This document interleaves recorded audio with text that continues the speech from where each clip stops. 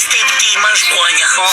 A gdje je tvoj konj? Dobio moždani udar ispod mene. Ajde, požur kasnimo, moramo opličkat tanaj voz prije mrak. Te pomakam se da ja uzješem konja. Ma daj biješ, tebe ne može podići ni nilski konj. Konju jede. Da ti nije ova kobla trudna kad je ne daš da je uzješem.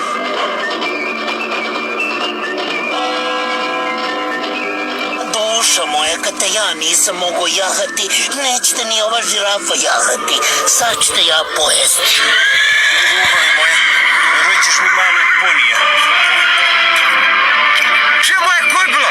Ne znam ja gdje ti je kobila. Sad ću ti ja napraviti carski rez sa pištoljem.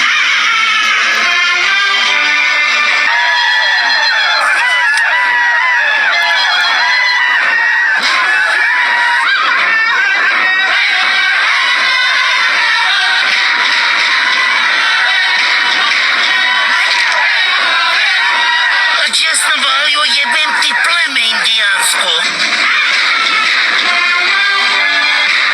Otkud indijanci u Bosni? Imaju oni svoju stranku. Mama na kakataja, mama! Jesi vidio kako se pleme usrlo? Aj požur, sad će naći voz, idemo ga opljačkati.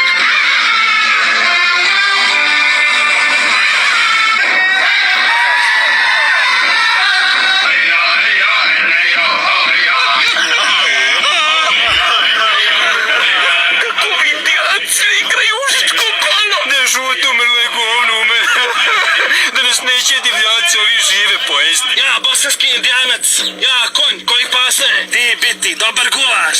Ma kakav ja, jesi ti normalan, nikak? Već aj debelo gavga iza mene, on se ubio za gulaš. Pravo si konj, on je slađi za gulaša. Nemojte me molim vas u gulaš bacit, bit ću ja kobila koja se guzi. Volio bi ja ostati probat gulaš od ovoga žgolje, ali bolje im je živ u glavu izvući. Mogu imati moje tijelo, ali glavu ne.